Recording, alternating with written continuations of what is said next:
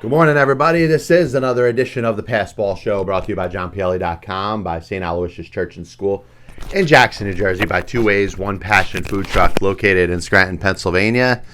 And just bear with me as I try to get this microphone squared away. Little bit of equipment issues this morning as we get into anything going on in the world of baseball, sports, and unifying America.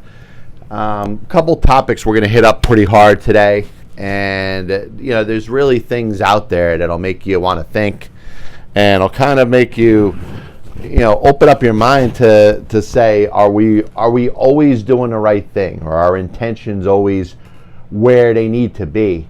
And, we'll talk a little bit about, to start out, we'll do a little promotion of the top 100 offensive position players of all time, which we've spent a lot of time on. We made some updates on the website. You got some links to the players. You can look at their baseball reference page by just clicking on the player's name on the website. The book, I think, is going to be exciting. It's going to open up a whole new dimension to baseball and its history and things that we haven't really spent a lot of time thinking about. Players that you're just like, who was that again? And he was really that good? I've profiled well over 400 players already as we get set for this book. And, I apologize if the wire is kind of in the way. Looks like it is. Hey, guys, should be a little bit better. But, I'm excited about the book coming out, hopefully before the end of the year. Most of the manuscripts put together. And like I said, most importantly, the list, top 100 offensive position players. You can see it on JohnPielli.com. I want to hear yours. I want you to comment. Let me know. Where do you think I reached? Who do you think I missed? Is there a player that's in your top 100 that you say, hey, is unequivocally one of the top 100 offensive position players of all time? And I want you to ask me, why is that player not on your list? So Fernando Tatis has to apologize for swinging on a 3-0 pitch, hitting a grand slam. And there's so many different ways you could go with this, because I don't like going the conventional way and say, hey, this is what everybody else has said, I'm going to say the same thing. But it's hard to put a contrarian point of view when it comes to a player that's just playing baseball with elite. Now, once again, baseball has never instituted a forfeit rule. They've never instituted a mercy rule. And once again, we're talking, and you could hear all these discussions about trying to speed up the game, trying to maybe end games early. You got 7-inning doubleheaders. You got runners from second base in the beginning of extra innings. Obviously, things that the conventional baseball fan is going to hate. And then we have a discussion here about what is the proper etiquette to play in a baseball game where you're ahead by a lot of runs. Well, usually if you're ahead by a lot of runs, it's because the other team did not perform too well. We know that maybe not necessarily to the level of football, but there is some sort of parity when it comes to baseball. Any baseball team out of the 30 can beat any of the other 30 baseball teams. The Yankees could go out there against the Detroit Tigers, and the Detroit Tigers can beat the New York Yankees. It doesn't mean that the Detroit Tigers are better than the New York Yankees, but if the Tigers win a game, nobody's going to look back at the history of upsets when it comes to sports and saying, hey, how could the Yankees, with all that talent, lose to that Detroit Tiger team that is in what we consider the early stages of a rebuild? That happens, and we don't question it. We know games in baseball, you have 3-game series, 4-game series, and there's a chance that a bad team is going to win 1 out of 3 or 1 out of 4 against a really good team. So we know your team is only as good as your starting pitcher the next day. Your team is only as good as the start you get off to in the next game. So why are we talking about teams needing to calm down when they have a certain lead? I remember watching a Mets game last year, and I think it was during one of my fantasy football drafts, because I remember leaving my buddy's house, and we were watching as the Mets had a 10-4 lead going in the 9th inning.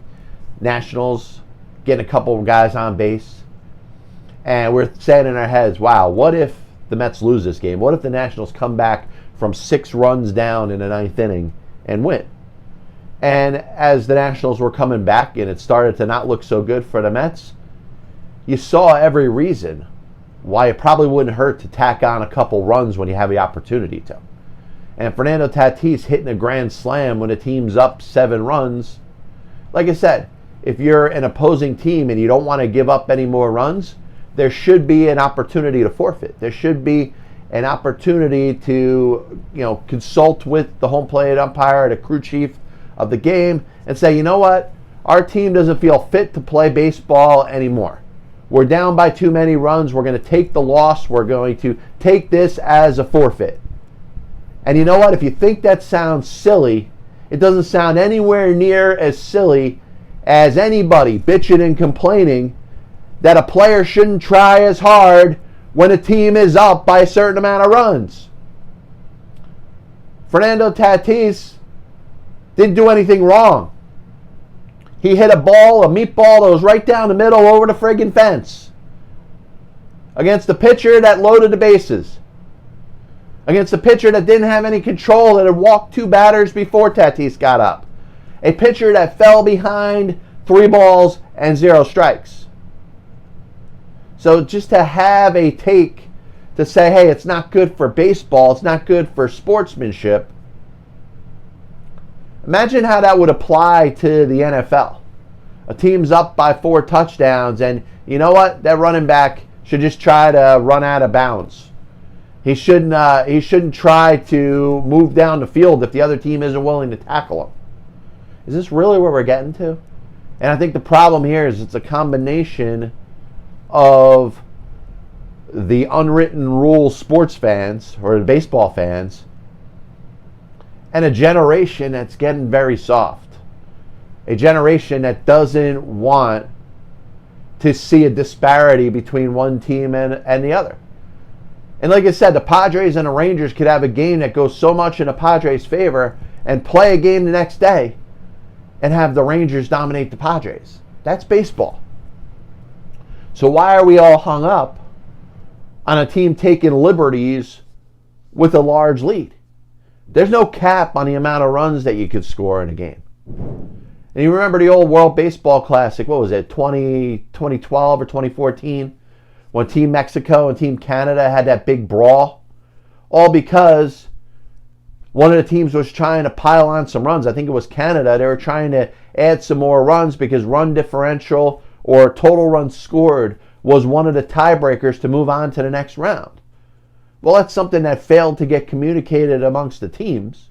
When it looked like the score was being run up, when Canada was trying to run up the score, Mexico took liberties. The guy at third base, I forgot the guy's name, Cruz, I think his name was, decides to say, hey, go hit the next guy. Hit him right in the friggin' head. That was a misunderstanding. But you see what can happen when a team looks to be taking advantage of another team. And this wasn't even a situation there.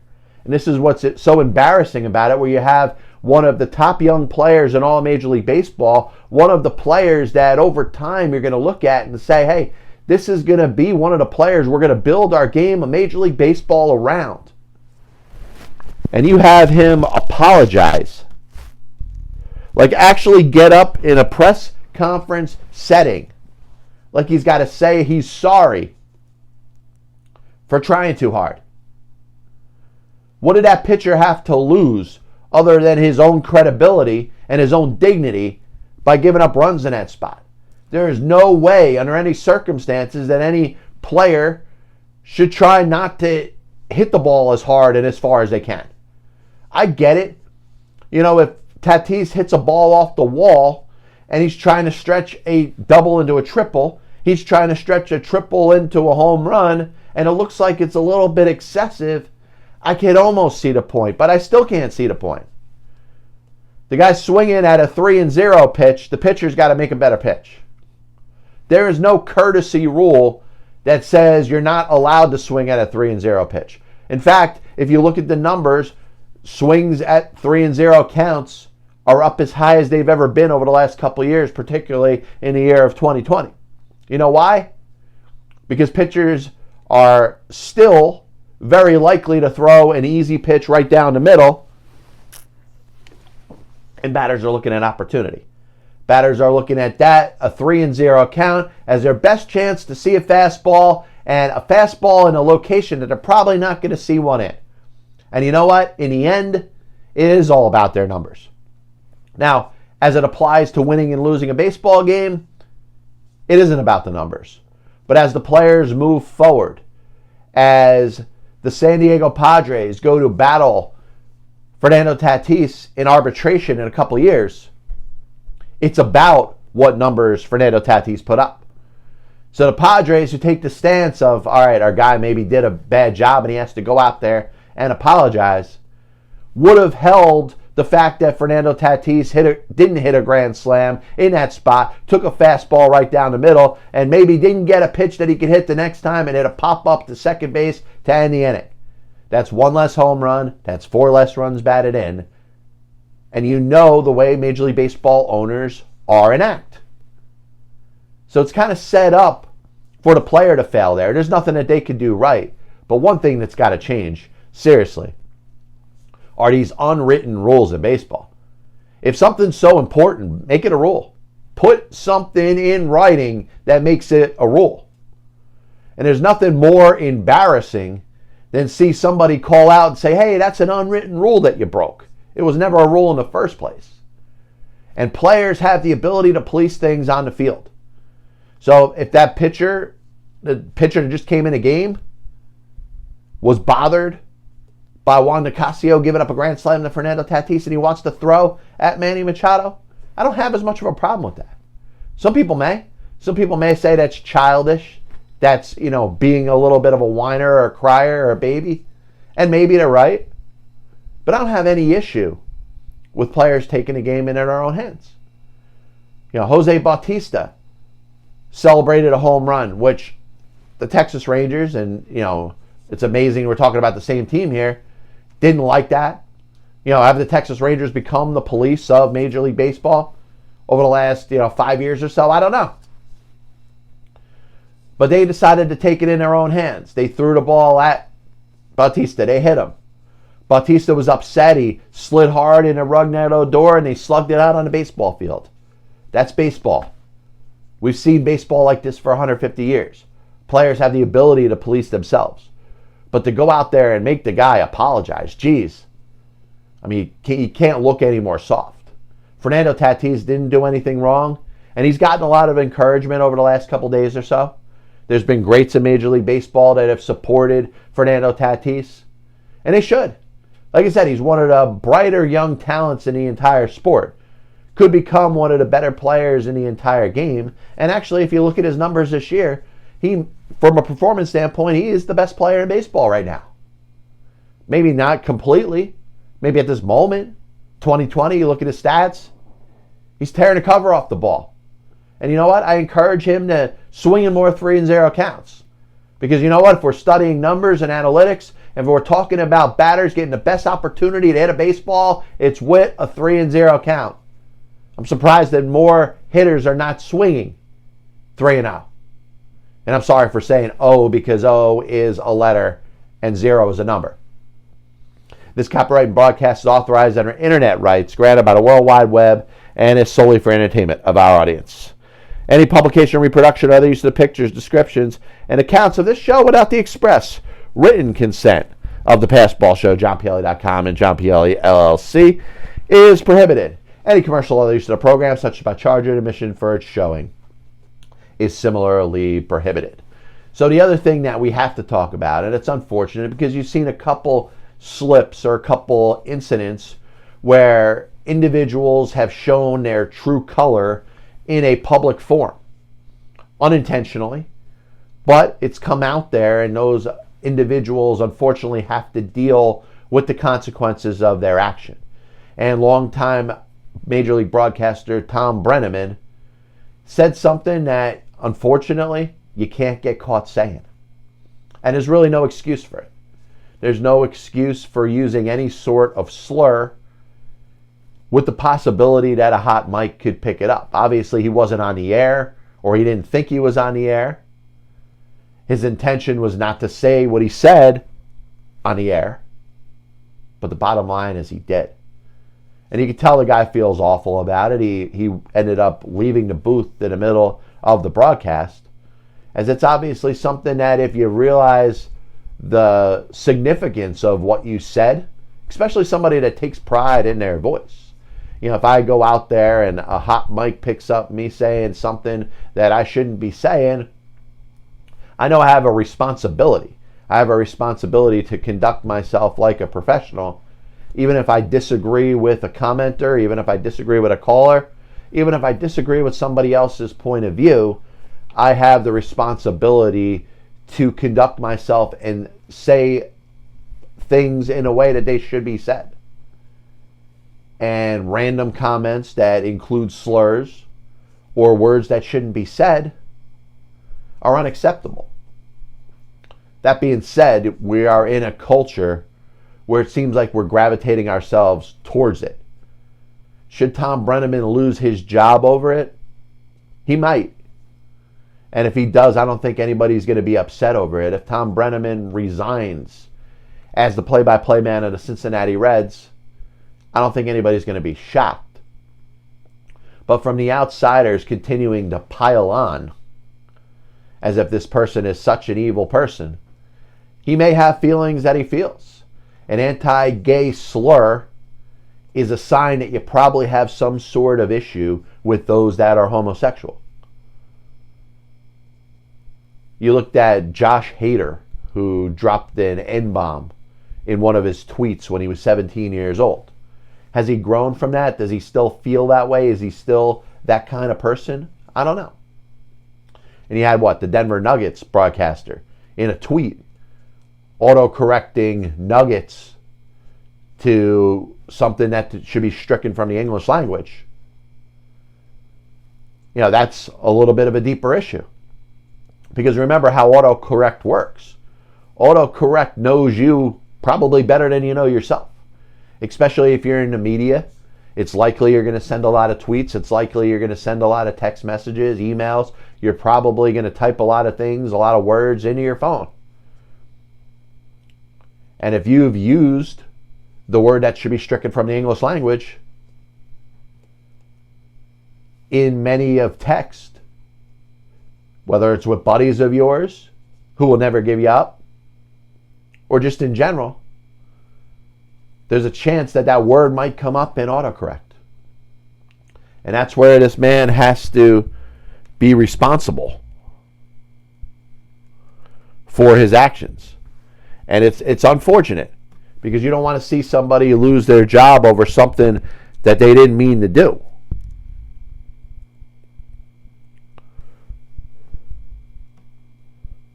But it's a situation that somebody does, and this man does, have to answer to it. He may pay for this situation with his job. And the answer to that may be, wow, you know what? I don't think he really meant that. I don't think it was really on purpose. And he might be right. The last thing that he may have been looking to do, as my microphone comes off, the last thing that he may be looking to do is to slur an entire race. But once again, if you're in the media, if you're in print, you have a responsibility for what it is that goes out there and what is said. And I feel kind of bothered about the reaction that certain people have. You're upset, you're bothered by it, you think that this person is a racist, and they may be. You know, there's no proof that this man is not a racist.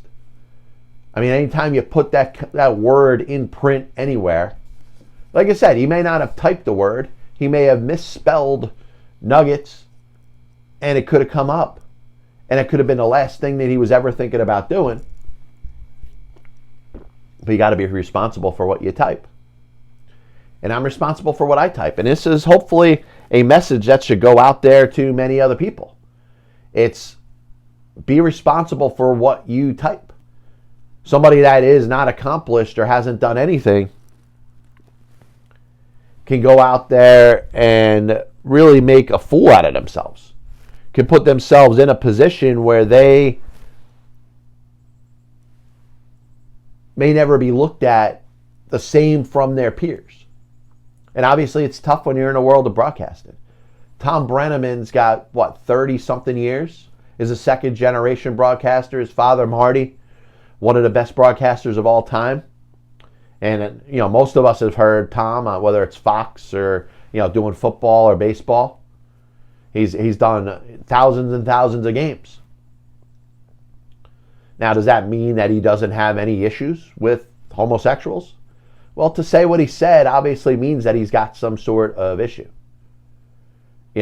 Something like that, even if you felt that way, it's probably something that shouldn't have been said at all, let alone would the possibility exist that a hot mic could be there.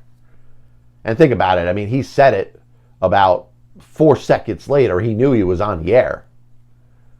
If he thought that way, that should have been something that he should have kept off the air. And you know what? There's probably a lot of other broadcasters that have homophobic feelings.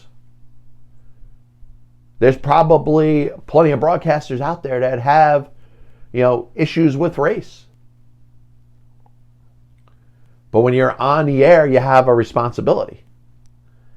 And you could act that way. And the consequences will probably be that you won't have a job, or you're going to be ostracized and treated as if you are on a lower level. Another thing that you've heard me say on this show a couple times is how far we really have progressed in society, and how actions like this, whether it's Tom Brenneman, and I don't have the guy's name, the Nuggets broadcaster. Excuse me, I'm sorry about that. He deleted his tweet. Obviously, he can't feel any worse about what happened. But when we see situations like this, there is such a reaction. And my initial thought is maybe it's an overreaction. Maybe we go out there and we take our own issues that we have with society that we're able to hold to ourselves and say, haha, I'm better than that person because I didn't get caught saying that. But I think of the other aspect of it too, and how far we have really come. And there was a time where somebody would say something like that and it would kind of get swept under the rug. Sometimes there is a 7-second delay that could have taken something like that off the air, which I'm sure if there was, it would have been. If there was a delay when it comes to that man sending a tweet, there should be some sort of notification. Do you really want to send this? And if that tweet was deleted before it was even sent, then nobody would know about it. But we have seen kind of a majority come out there against racism, against homophobia, against treating those that are different as their outcast in society. And it's gotten way more support. Black Lives Matter, as it exists right now, whether you are for it or against it, has been successful. And it may bother you to hear that. You may be a white that is down on black people, that wants to see black people fail. Black Lives Matter not only has the support of all black people, it has the support of white liberals and has the support of Generation Z. It's way more people than it ever has before. It's done way more than Martin Luther King and his walks against the injustices of the society and its system. And we see instances like this that get brought up when we're talking about individuals that say things that they shouldn't say, and you look at the backlash. And maybe it's over the top, maybe it's a little bit too much. Maybe Tom Brenneman should be able to broadcast the game again. Maybe this broadcaster or the writer for the Denver Nuggets should have a job again. And I agree with it. I agree that anybody has the right to work. Some mistakes are treated a little bit differently now. If Tom Brenneman said what he said in 1955, and not to say that his father would, but his father covers obviously a lot further back in the time of baseball history. If Marty Brenneman said that in 1965, would it get the same reaction that his son has gotten for saying it in the year 2020?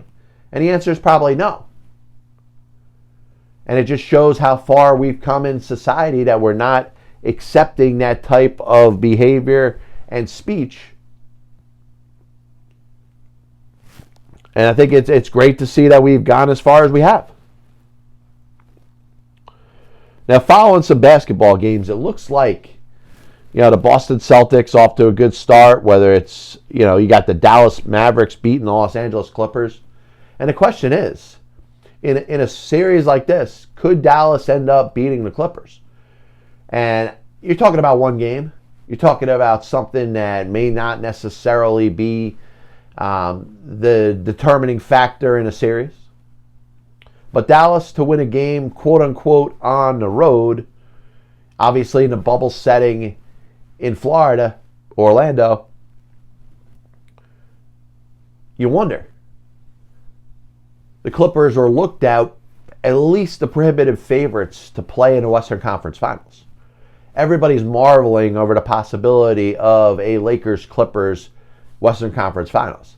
And probably anything that falls short of that will not get the national attention, especially the attention from the diehard NBA basketball fan. I expect the Clippers to win this series. I wouldn't get too bent out of shape over a bad performance, and it was. The Mavericks pull away in this one, winning the game by 13. But we are missing home court advantage as it has existed in the world of basketball. Not just with no crowds there, but games not played in their own cities. The Clippers playing all the way on the other side of the country. They couldn't be any further away from home. Is that a disadvantage? Do teams that are closer to Florida, perhaps the Miami Heat, have a little bit of an advantage as these playoffs are getting started? I don't know. There's going to be no fans there. But I do think there's a comfortability if you are a player that plays in a certain city. And I understand Kawhi Leonard, Paul George, it's not like they've been in LA their entire basketball careers. They've obviously played in different places. Paul George was in Indiana, he was in Oklahoma City. Kawhi Leonard was in San Antonio and Toronto. But I wonder how the demographics of the setting, playing all the games in Orlando, are going to impact the teams that are used to being in different parts of the country. Was that a factor in the Mavericks beating the Clippers? Because it's not like the Mavericks had an advantage. They're coming from Texas. They're coming through halfway through the country. It's not like they're anywhere closer to home. Just some things to think about. And obviously it's still, and I mentioned this last week when we did the show, just how weird and bizarre it is to be in a spot where we're sitting here right now talking about basketball playoffs. I'm watching some games and I'm enjoying it a little bit as the basketball fan that I am. But I'm also looking at it, seeing it's like 100 degrees outside. In Orlando, it's got to be, well over 100 degrees. And I'm looking in the stands and I see the advertisements and I see no fans in the stands. And if I watch more than one game, it's as if I'm watching a game in the same place. You know why? Because it is the same place. Just a weird year when it comes to sports. And you think of baseball and the amount of changes that they're looking to do, the 16 teams in the playoffs. To me, it's very hard to be a sports fan this year. And for somebody that lives, eats, breathes, sleeps sports, it's hard for me to get into it. It's good to talk about it. I'll talk about any sport and I have no issue with it. But you're looking at what is going on outside of the world of sports. And remember, sports were there for a reason. Sports were brought in to keep that fan's mind compensated when we're trying not to think about other things. You're thinking about the coronavirus. You're thinking about whatever evils exist in a world of politics that we continue to obsess ourselves with. We're thinking about maybe personal issues, whether it's financial, whether they are, issues within your own family or friends. And then we turn on the tube to watch a baseball game, or in this case, an NBA playoff game, and we just don't want to think about that for a little while. And that's the great message that sports can bring to the entire country, to a group of people that may be reeling. This hasn't been a good year for very many people, probably anybody. It's hard to make the case that this has been a good year for any individual person, but hey, some things have probably happened really good for some people. As we hit what we'll call the closing point of the Passball Show, a reminder, the PBS is brought to you by JohnPielli.com, by St. Aloysius Church and School in Jackson, New Jersey, by Two Ways, One Passion Food Truck, located in Scranton, Pennsylvania. But that's one of the things that I enjoy about sports, because I can watch sports and not think about anything less. And I think as we're moving forward and we look at the teams getting set, in the NBA playoffs, you got the Lakers and the Clippers, like I mentioned before, really looking like the two favorites.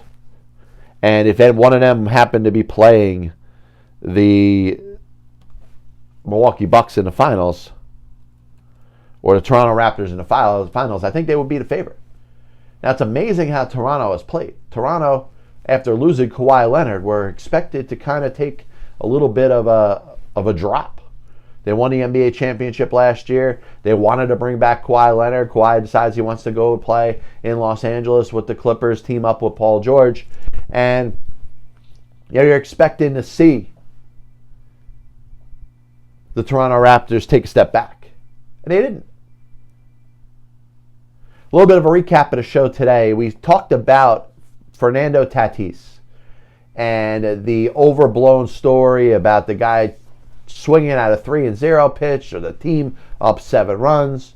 As silly as that sounds, as much as it sounds like somebody's out there just whining and crying and acting like a petulant child, you think of all the ramifications that would be if Fernando Tatis didn't hit that grand slam.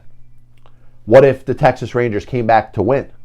I brought up a scenario last year. The Mets had a 6-run lead in the 9th inning, lost to the Washington Nationals. Can never have enough runs. Remember any World Baseball Classic, Team Canada, trying to pile on some runs because it was one of the rules. The amount of runs scored was going to be a tiebreaker to move yourself on to the next round of the World Baseball Classic.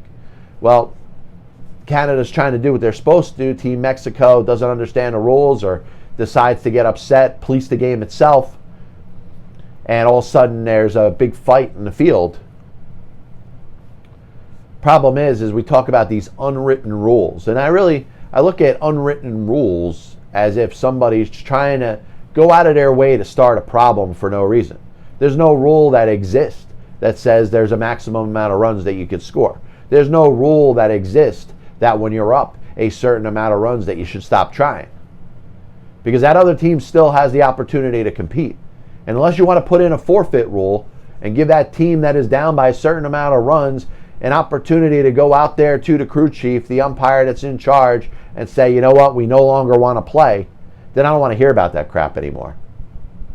Talked about Tom Brenneman's comment that he made on a hot mic, something that was not suitable for the air, something that was not consistent with the values of your everyday American. Should he lose his job over it? Like I said, if he did, I wouldn't be surprised. But one of the things that it's pointing out is that this type of behavior, these type of comments, these type of feelings are treated a lot differently than they used to be. You used to be able to say stuff like this if you felt this way around your friends. Now your friends are going to be the first ones to out you, because there's behavior that is now considered unacceptable. And we've really moved a far place in society. I do want to thank everybody for tuning in to the Passball Show. We'll be back with you probably next week.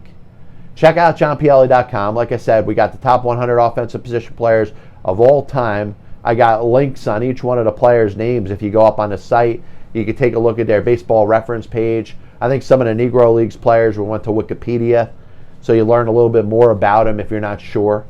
I'm sure you're going to look at the name Ross Barnes if you're not a diehard baseball historian and fan and wonder who the hell that is. And I think you should know that he was one of the best offensive position players to ever play. Obviously, we're going to continue to progress towards the book. I can't wait to talk about it. I can't wait to bring discussion about the history in baseball and really everything that's happened over the 150 years that have preceded us. We'll be back with you next week. God bless you. And as always, I'll see you on the other side.